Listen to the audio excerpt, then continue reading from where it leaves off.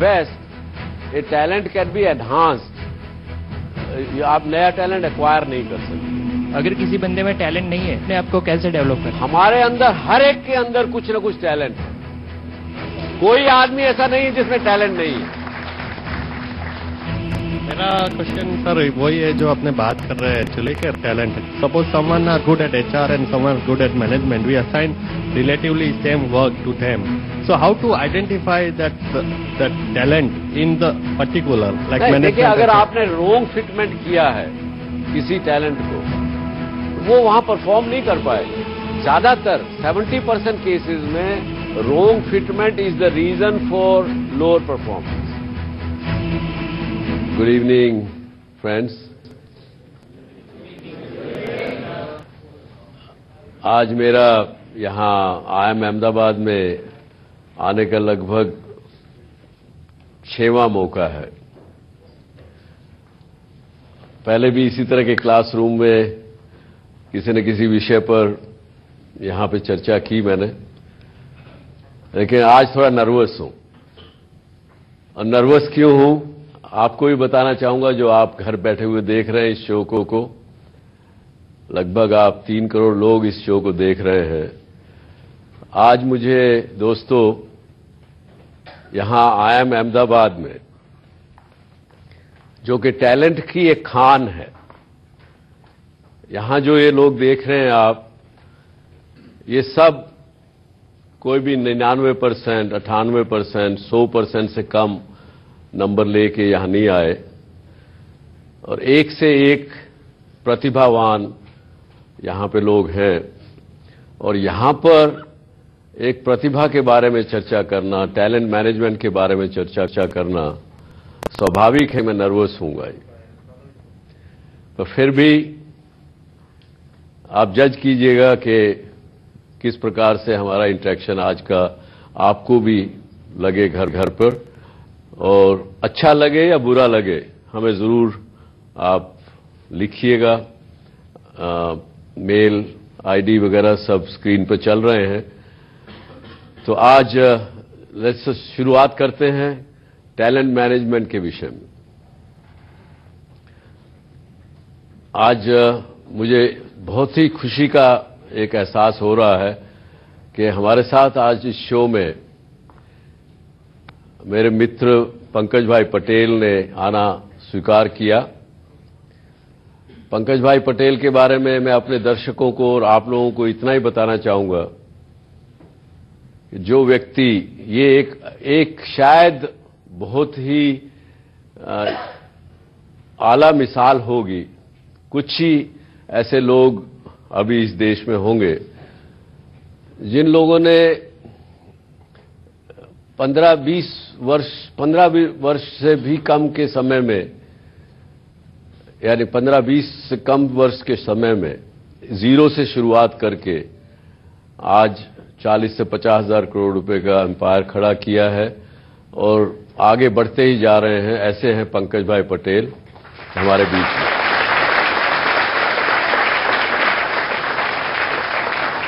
उनको भी मैं बुलाऊंगा शो में, उनसे भी आप प्रश्न पूछ सकेंगे। यहां IIM अहमदाबाद में आप दर्शकों के लिए तो शायद ये सुविधा हम नहीं जुटा पाए हैं कि आप भी प्रश्न पूछ सकें, लेकिन फिर भी आपके प्रश्न अगर पंकज भाई पटेल को भी हों तो आप हमें लिख भेजिएगा, हम जरूर उन तक पहुंचाएंगे और उनसे आपके कोई प्रश्न होंगे तो आपके जवाब उनको आपके पास भिजवाएंगे। पहले तो हम ये समझें कि टैलेंट है क्या और टैलेंट मैनेजमेंट क्या है। क्या टैलेंट मैनेजमेंट एक HR पॉलिसी का एक भाग है? ह्यूमन रिसोर्स डेवलपमेंट डिपार्टमेंट में टैलेंट मैनेजमेंट करना एक विषय है, या टैलेंट मैनेजमेंट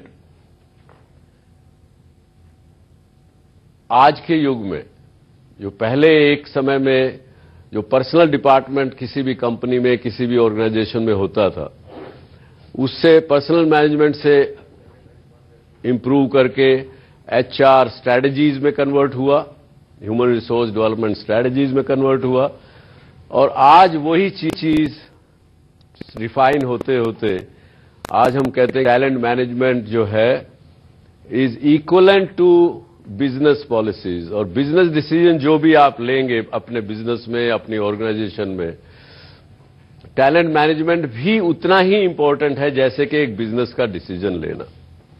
क्या ये विषय है टैलेंट मैनेजमेंट? या फिर टैलेंट मैनेजमेंट जो है केवल hire the right talent, right people for the right job, एक रिक्रूटमेंट प्रोसेस है? तो क्या है ये? इसकी मैं लिखने लगा तो मुझे लगा कि 10, 12, 15 अलग अलग डेफिनेशन उसमें आए, लेकिन आप लोग इस विषय को ज्यादा स्टडी करते हैं, तो आपके ख्याल से क्या है talent management? Sir, I think right person in right place is the talent management. Everyone has a unique talent. So to make understand organizations to understand what is the best in it and then place in the right position. For me, it is a talent management. Sir, I think the talent management is to nurturing the creativity of an individual on a particular platform. जी, Actually, bright people at the right place is the talent management. जी, If we distinguish between companies that were good from those that became great, the only difference is people, human resources. So it is not just recruiting the bright people. So I might be a startup and not be able to pay the best people. मैं सबसे best talent को नहीं ला सकता. जो मेरे पास है उसका optimum use करके उससे best productivity लाके अपनी कंपनी के goals को achieve करना. So हर individual को एक talent, एक asset के रूप में view करके जी, बिल्कुल अच्छा कहा आपने, सबने अच्छा जवाब दिया। लेकिन देखिए 1982 तक अगर किसी कंपनी की अगर इवैल्यूएशन करनी हो तो लगभग ऐसी स्थिति थी कि 62% वैल्यूएशन किसी कंपनी को केवल उसके टेंजिबल एसेट को दी जाती थी और 38% वैल्यूएशन इंटेंजिबल एसेट को दी जाती थी। यानी इंटेंजिबल यानी जो कि हार्ड कोर एसेट नहीं है उसको। लेकिन ये स्थिति 1982 में जो थी ये बदल के केवल 20%, आज के युग में केवल 20% वैल्यूएशन किसी कंपनी को टेंजिबल एसेट पे दी जाती है और 80% valuation is on intangible asset. और ह्यूमन रिसोर्स, टैलेंट, आईपीआर, ये सब वो इंटेंजिबल एसेट में आता है।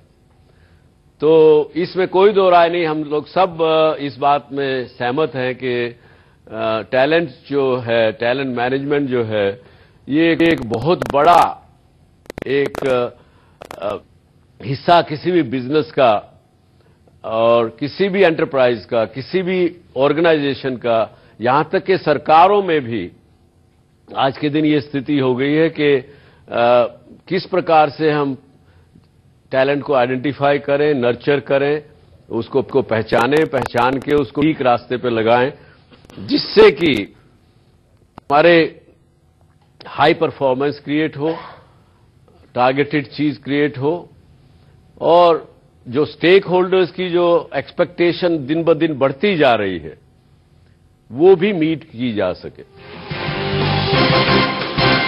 Our workplace should be such that when you come in the morning, you feel, oh, I'm going to office, very good, I'm happy. And I don't want to go home early. It should be experience better than home at office. It's easy to say, difficult to achieve. But unless you create that kind of, then you won't have a retention problem. People leave only people. People don't leave for anything else.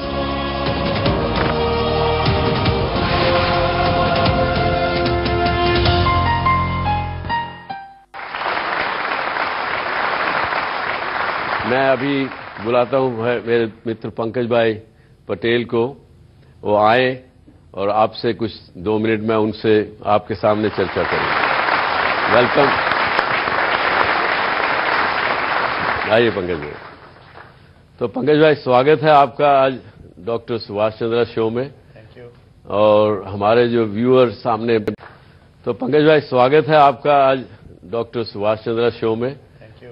और हमारे जो viewer सामने हैं आज बैठे हुए, वो भी आपकी कुछ बातचीत करके, आपकी बात को सुन के जरूर लाभान्वित होंगे। मैं ये पूछना चाहता हूं पंकज भाई कि आपने जब शुरू किया 1995 में, परिवार आपका एक सम्मिलित परिवार था, उससे आप अलग हुए, लगभग आप जीरो के स्थिति से आपने शुरू किया, तो ऐसा क्या चीज आपने किया जिससे कि आपको ना कि कामयाबी मिली और अभी भी आप उस कामयाबी पर बढ़ते चले जा रहे हैं और भगवान करे और भी आप आगे बढ़ें? क्या आप कहना चाहेंगे हमारे यूथ को और एंटरप्रेन्योर्स को? आई थिंक उसमें मैंने 3 चीज किया।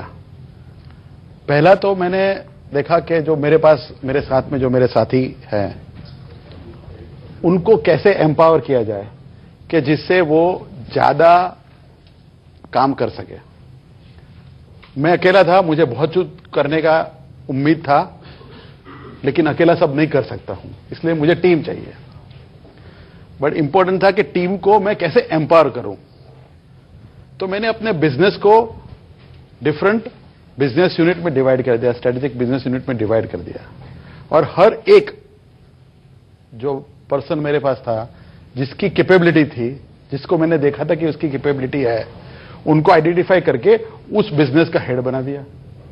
यानी कि एक पंकज पटेल का मैंने, तो आपने ये कह सकते हैं कि आपने एक पंकज पटेल के 10 बनाए और आपने उन टैलेंट को पहचाना कि किस में क्या टैलेंट है और उस आदमी को उस बिजनेस का जवाबदारी सौंपा जिससे कि वो आगे बढ़ा सके, एक की जगह 10 पंकज पटेल बन के।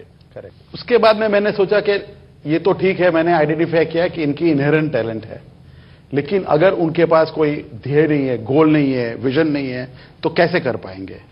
सो I encourage everybody to start thinking long term and create vision for them कि ये 100 पे है, 500 पे जाएंगे, ये 100 वाला 1000 पे जाएगा वगैरह। वो जब सब किया तो उससे सबका पूरा एक मोटिवेशन हो गया कि जिससे they have an opportunity to really aim for something tangible in front of them.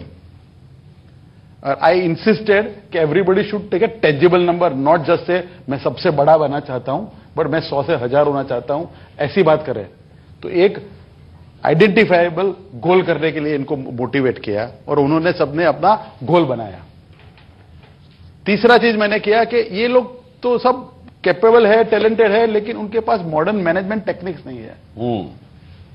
इतना कुछ पढ़ाई भी नहीं हुई है कि जो कि IIM अहमदाबाद जैसे स्कूल में चले गए और अच्छी सी पढ़ाई हो गई, अच्छा सा टेक्नोलॉजी मिल गया मैनेजमेंट के कि जिससे कि वो प्लान बना के कर सके। तो इसलिए हमने सोचा कुछ क्यों नहीं, IIM अहमदाबाद में है, हाँ, उसी में चले जाते हैं जी, उनसे ही सीख लेते हैं। हाँ, बहुत अच्छे, very good.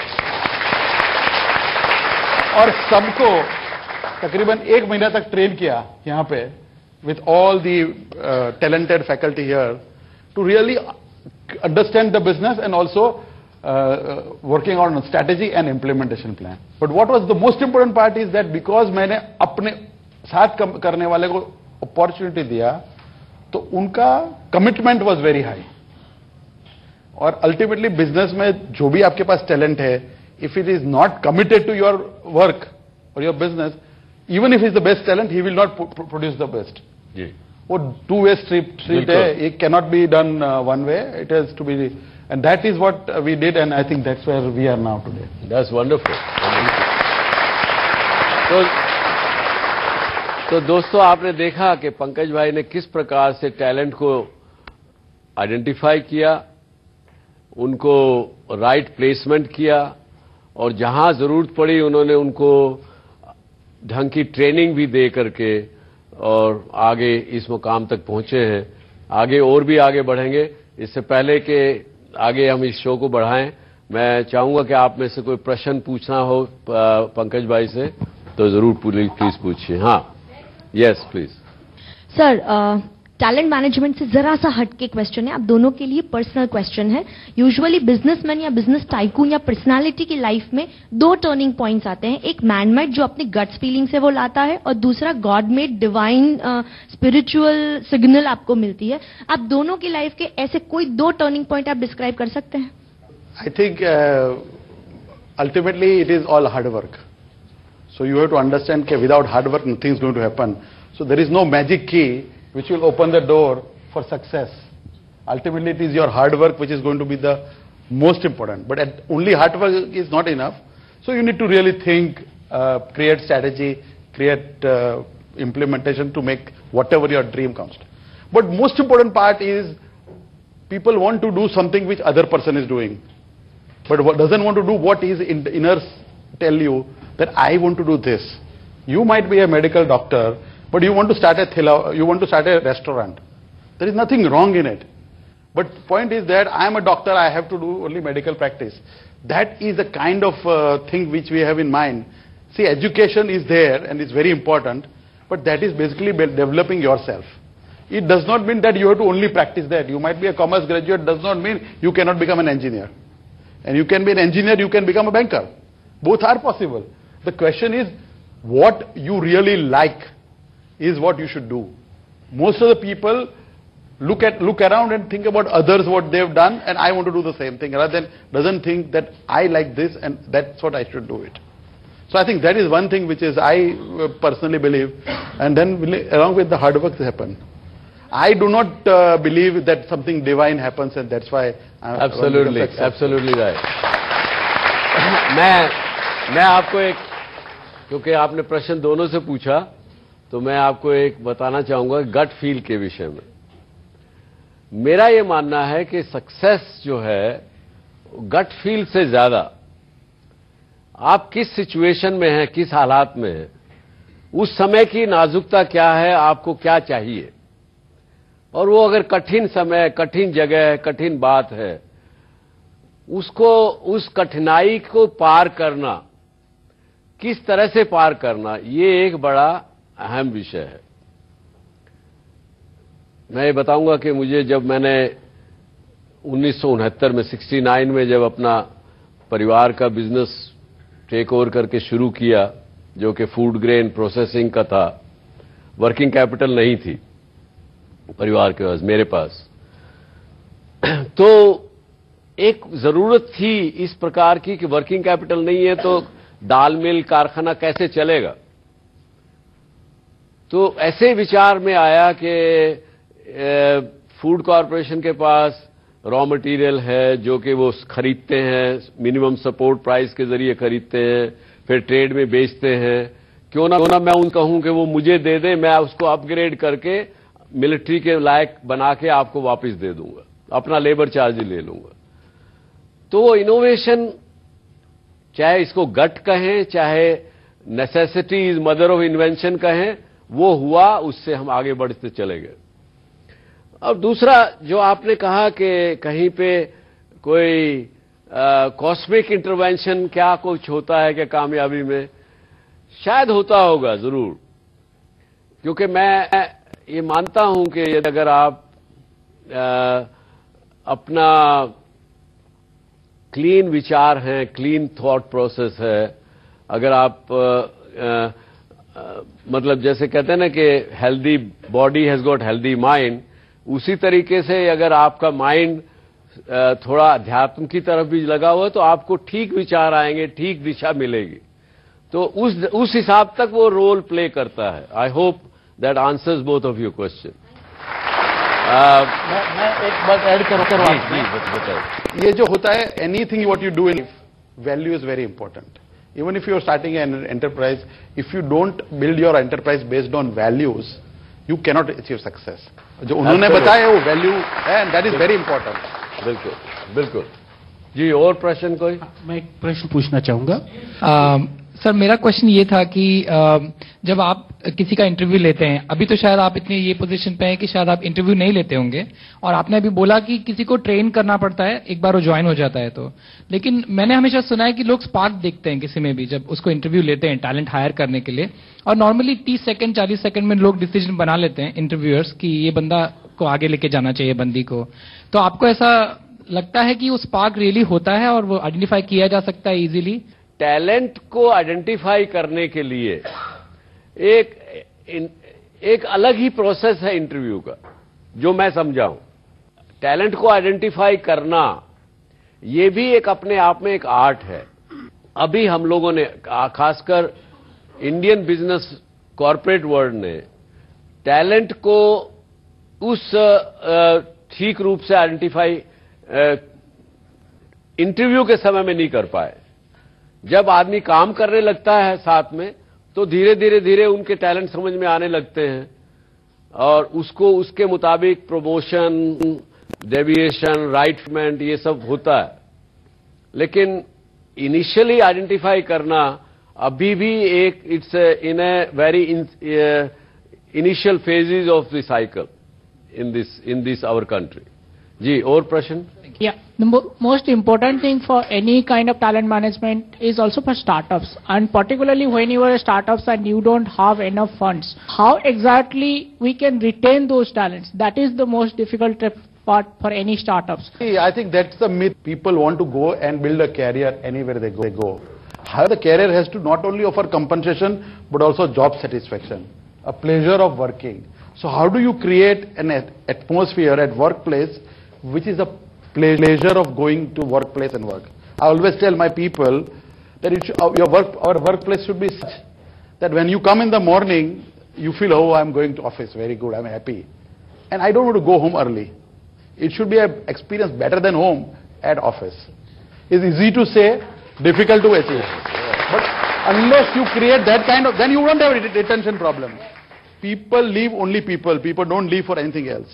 Yes. So if you're not a good leader, people are going to leave. Yes. Otherwise they're not going to leave. देखिए, जैसा पंकज भाई ने कहा, लोग ज्वाइन करते हैं कंपनीज को, लेकिन जब वो छोड़ते हैं तो वो अपने मैनेजर को छोड़ते हैं। टैलेंट केवल पैसे से ही नहीं रिटेन किया जा सकता, ये आप कभी मत भूलिए।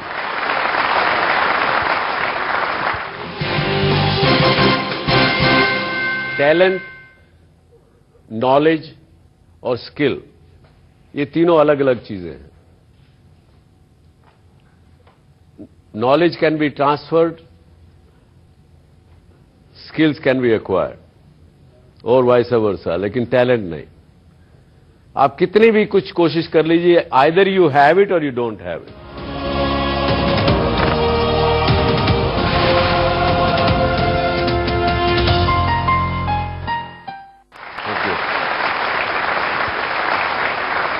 पहला हमने प्रश्न किया कि टैलेंट मैनेजमेंट क्या है, और बीच में आप लोगों ने पंकज भाई से कई सवाल किए कि टैलेंट रिटेन कैसे किया जाए, आइडेंटिफाई कैसे किया जाए।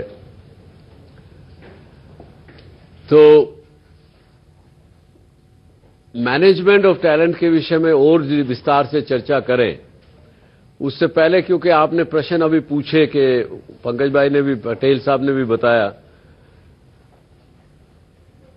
प्रश्न उसमें उठा कि क्या टैलेंट की ट्रेनिंग दी जा सकती है, ट्रेनिंग के माध्यम से लोगों में टैलेंट उनके अंदर दिया जा सकता है क्या? देखिए, जो टैलेंट के विषय में जितनी बुक्स आप देखेंगे, अगर आप टैलेंट मैनेजमेंट को ही अगर आप उठा के देखें तो मेरा ख्याल से आपके यहां तो पूरा कोर्स है इसके ऊपर, टैलेंट मैनेजमेंट के ऊपर कोर्सेज चलते हैं। लेकिन अगर आप नेट पे भी अगर एक लॉग इन करके देखें, कम से कम मेरा ख्याल से 1000-1500 बुक्स तो मिल जाएंगे आपको, शायद इससे ज्यादा ही मिलेंगे। कोई भी ह्यूमन रिसोर्स डेवलपमेंट की किताब ऐसी नहीं है जिसके अंदर ये ना कहा गया हो कि आप 360 डिग्री अप्रेजल करिए।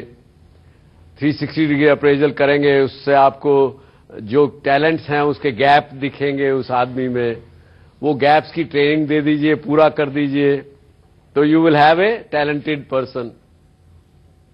क्यों, ऐसा है? नहीं। तो लेकिन जिस ढंग से यदि हम टैलेंट क्या है अगर उसके ऊपर चर्चा करें तो मुझे लगता है कि ये कठिन काम है, क्योंकि बहुत से लोगों का ऐसा मानना है कि टैलेंट, नॉलेज और स्किल ये तीनों अलग अलग चीजें हैं। Knowledge can be transferred, skills can be acquired और वाइस वर्सा, लेकिन टैलेंट नहीं। आप कितनी भी कुछ कोशिश कर लीजिए, आइदर यू हैव इट और यू डोंट हैव इट। इस पे आप क्या कहेंगे बताइए। Sir, training can enhance talent. If a person is knowing how to sing, he has a good voice. If he gets a training, he can sing in a better way. His talent will be enhanced. और बताइए और क्या है। Sir जैसे बात हुई अभी, knowledge can be transferred, skills can be acquired, but the transferred knowledge and the acquired skills if practised over a period of time that transforms into talent. Give chance to everybody. Sir Malcolm Gladwell की एक book है और उसमें उन्होंने 10,000 hours का एक principal बताया है। तो if you can repeatedly do with शिद्दत कि 10,000 आवर्स आपने रीड किया, then you become Sachin Tendulkar, Kapil Dev और मोजार्ट। सो दिस तो मुझे ये बताइए, अगर आप ये कहते हैं कि कपिल देव या ये और वो बन सकते हैं 10,000 आवर का प्रैक्टिस ये वो करने के बाद, तो क्यों नहीं सचिन तेंदुलकर एक अच्छे कैप्टन बन पाए? क्योंकि कैप्टन के लिए टैलेंट्स अलग चाहिए, परफॉर्मर के लिए टैलेंट्स अलग होते हैं। A performer not necessarily can become a good leader.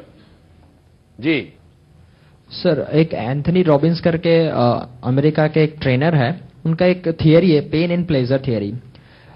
हर एक में जिसको हम इंस्पिरेशन बोलते हैं, that is come from in spirit, from your spirit something is there in you.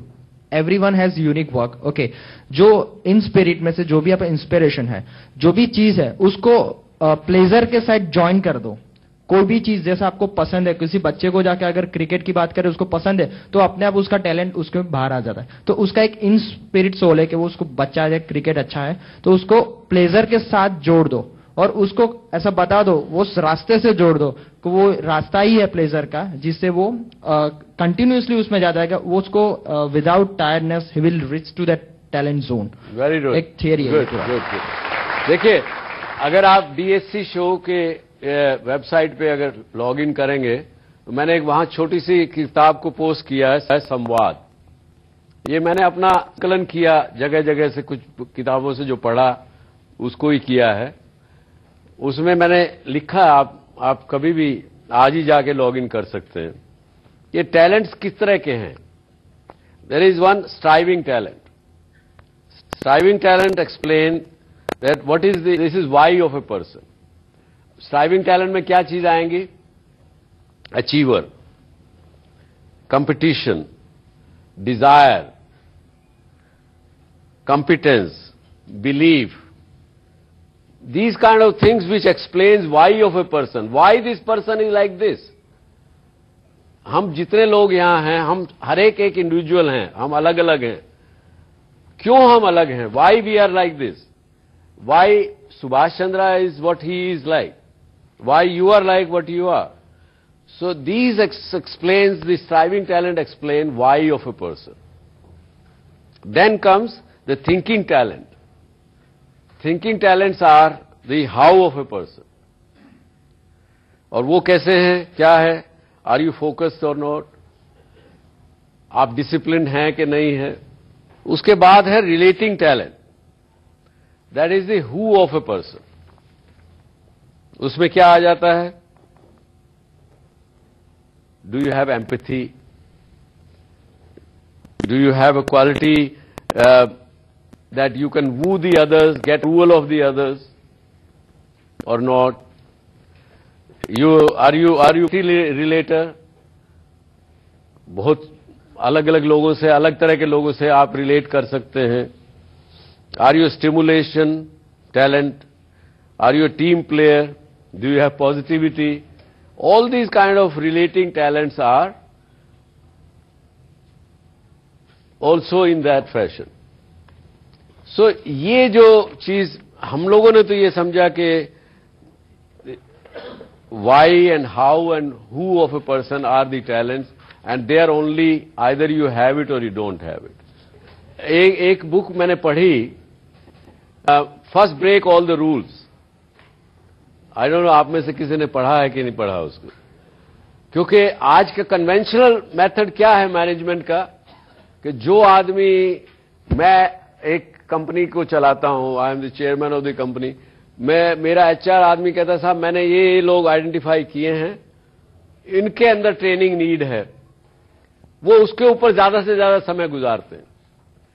लेकिन ये जो ब्रेक द रूल्स है वो ये है कि आप you spend maximum time with your best performing people, not with the people those who have got problem.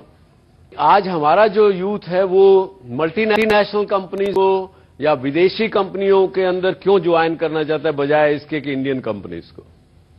मैं उसको रिफ्लेक्ट कर रहा था पिछले 5-7 मिनट से, तो मुझे लगा कि कहीं ना कहीं हमारे यहां हम लोग प्रोसेसेस में मार खा जाते हैं, सिस्टम्स इंप्लीमेंट करने में मार खा जाते हैं, हमारी जो आइडेंटिफाई करने की जो हमारी परफॉर्मेंस उनकी रिव्यू करने की जो प्रोसेसेस हैं वो they are more subjective than being objective. कई तरह की इस तरह की मार खा जाती, जैसे हमने एग्जांपल इसमें दिए हैं कि एक सेल्स एग्जीक्यूटिव को क्या कुछ टैलेंट चाहिए, क्योंकि हम समझते हैं जो हमने अपने ऑर्गेनाइजेशन में समझा है कि 3 तरह के जो टैलेंट हैं इसमें से कम आपके पास 2 टैलेंट होने चाहिए। तो सेल्स एग्जीक्यूटिव के लिए हमने कहा कि achiever and service as a orientation होना चाहिए। मतलब अलग अलग टैलेंट्स का हमने इस पे एग्जांपल भी दिए, तो आप लोग अगर इसको देखेंगे तो आपको इसमें समझ आएगा कि क्या किया जा सकता है। क्योंकि जितनी भी चीजें जैसे उन्होंने बताया कि at best a talent can be enhanced, आप नया टैलेंट एक्वायर नहीं कर सकते।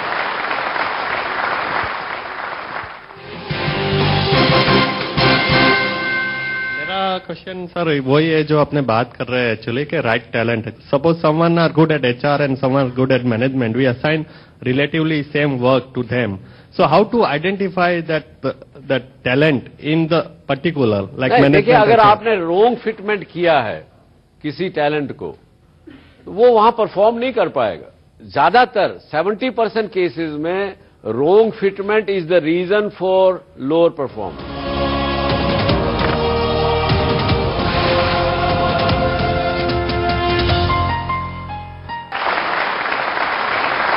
As you rightly said, either you have it or you don't.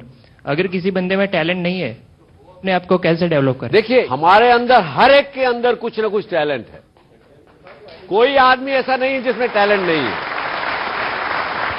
मेरा क्वेश्चन सर वही है जो आपने बात कर रहे हैं एक्चुअली के right talent. Suppose someone are good at HR and someone good at management, we assign relatively same work to them. So how to identify that talent in the particular like management? देखिए, अगर आपने रोंग fitment किया है किसी talent को तो वो वहां परफॉर्म नहीं कर पाएगा या परफॉर्म नहीं कर पाएगी। तो जब आपके परफॉर्मेंस लेवल नीचे है और अगर आपके परफॉर्मेंस मैनेजमेंट और परफॉर्मेंस आइडेंटिफिकेशन ऑफ परफॉर्मेंस अगर आपके टूल्स आपने ठीक से डिफाइन किए हैं तो आपको देर नहीं लगेगी ये पहचानने में कि यहां परफॉर्मेंस ठीक नहीं है। और उसका पहला एक सीधा सा जवाब है कि सबसे पहले हम देखते हैं कि हमने कोई गलत फिटमेंट तो नहीं कर दिया। ज्यादातर 70% केसेस में wrong fitment is the reason for lower performance. हमने सिंपली ले लिया कि एमबीए है, जर्नलिस्ट है, वो बड़ा आईएम अहमदाबाद से निकल के आया है, भाई उसको पूछने की जरूरत ही नहीं है। तो सच में, लेकिन वहां भी उसके टैलेंट अलग अलग हैं। एक ही क्लास से निकले हुए, एक सब्जेक्ट से आप पास किए हुए, सब अव्वल दर्जे से पास हुए, लेकिन फिर भी आपका टैलेंट अलग है। उसको पहचानना पड़ेगा, उसको समझना पड़ेगा। उसी तरह का जॉब, उसी तरह की इंडस्ट्री, उसी तरह की चीज अगर जब तक नहीं देंगे तो वो फ्लावर ब्लूम नहीं करेगा पूरी तरह से। Good evening sir. जैसे आपने स्टार्ट किया कि वर्किंग कैपिटल नहीं था आपके पास, तो वहां से आप लेबर काम किया, ठीक है, वहां से लेबर करते करते इतना आगे तक कैसे आ गए? ऐसा क्या टैलेंट निकला उसमें से?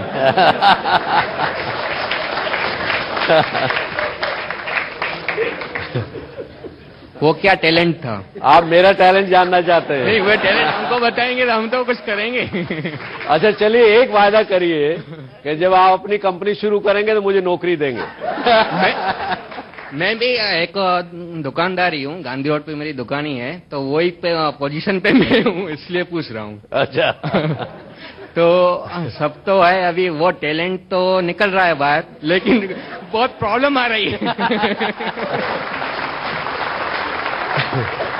तो वो टैलेंट थोड़ा दिखाई मुझे नहीं पता कि क्या टैलेंट था क्या नहीं था, लेकिन मैं ये समझता हूं कि मैंने कभी भी ना को हाँ नहीं किया। समझ में आया कि नहीं? थोड़ा विस्तार से।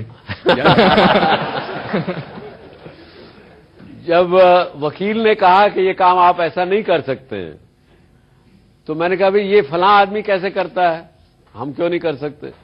Note taking no for an answer and try and find solution means you always, I was always assertive. Short में बता देता हूं कि how to manage the talent. मैंने एक लिखा कि बिजनेस डिसीजन और talent hiring decision should get similar same importance as a business decision is. ये इसको कम importance नहीं मिलनी चाहिए। Only the person setting table should be doing talent management. मैं एक उदाहरण के रूप से आपको बताता हूं कि पिछले दिनों हमारी एक कंपनी में हमने एक तय किया कि हमको जो आज के दिन जो बाउंड्रीज हैं, we have to get to the next orbit completely from where we are. Next orbit को तोड़ने के लिए हमने आइडेंटिफाई करके ढूंढ ढांड के कुछ ऐसे स्पेशलिस्ट 3-4 लोगों को ढूंढा जो हमको गाइड कर सकते हैं, हमारे को हाथ पकड़ के आगे तक ले जा सकते हैं। तो मैंने अपने सीईओ को कहा कि भैया ये लोग मैंने आइडेंटिफाई किए हैं, इनको आप लीजिए अपनी कंपनी में और हर लेवल पे हम डिस्कशन करेंगे। जो हमारे मेंटल ब्लॉक्स होते हैं कि हम जो कर रहे हैं बड़ा अच्छा कर रहे हैं, इससे आगे तो हो ही नहीं सकता, ये बेंचमार्क है वर्ल्ड ओवर, इस इंडस्ट्री में इस चीज का ये बेंचमार्क है, उससे हम आगे की सोच नहीं सकते। हम कहते हैं यार ये तो बेस्ट बेंचमार्क है, उसको हम पहुंचने की कोशिश करते हैं, वहां पहुंच गए तब हम वहां रुक जाते, उससे आगे बढ़ने की सोचते नहीं। मैंने कहा नहीं, हमको नया ऑर्बिट ढूंढना है, उसके लिए क्या करना। तो सीईओ साहब ने क्या किया कि उनसे बातचीत की, उनको बताया अपनी कंपनी के बारे में, अपने बिजनेस के बारे में, और फिर उनको कह दिया कि अच्छा मेरी जो एचआर मैनेजर है वो अब आके इसे आपसे डील करेगी। वहीं पे किल कर दिया सब। तो मैंने कहा भाई नहीं, अगर आपको ये नए बेंचमार्क क्रिएट करने हैं, नए ऑर्बिट में जाना है, तो आपको you are this person who is setting the table, आपको करना पड़ेगा। जो टेबल पे बैठने वाला एक आदमी है, एचआर मैनेजर या मार्केटिंग मैनेजर या और दूसरा आदमी, वो अगर उसको करेगा नहीं कर पाएगा। तो टैलेंट मैनेजमेंट के लिए भी हमने कहा कि जो आदमी टेबल पे सेटल करने वाला है, यानी number 1 man, top man, they only have to take this seriously to the talent management. Then you must know what are you looking for. Talent management से पहले भी आप क्या देखना चाहते हैं, किस तरह का टैलेंट आपको चाहिए, वो आपको जरा बड़ी क्लैरिटी होनी चाहिए।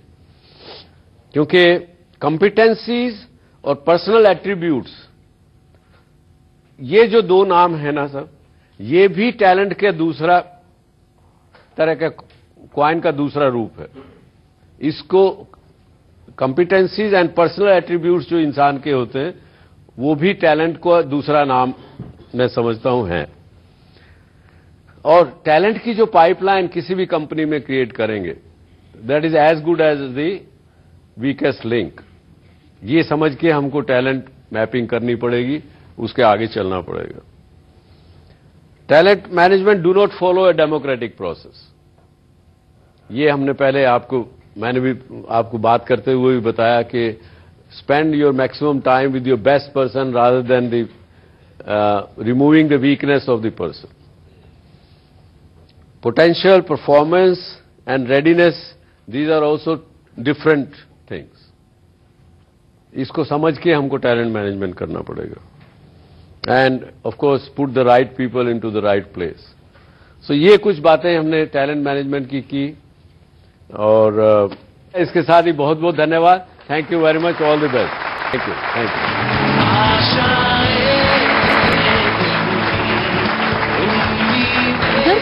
डॉक्टर सुभाषचंद्रा शो मध्ये सहभागी होण्याची इच्छा असेल तर आम्हाला SMS करा DSC स्पेस द्या, तुमचं नाव टाईप करा आणि पाठवा 57575 वर.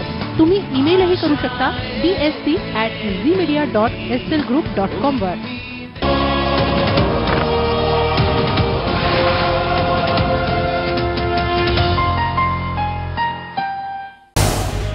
झी 24 तास रहा एक पाऊल पुढे.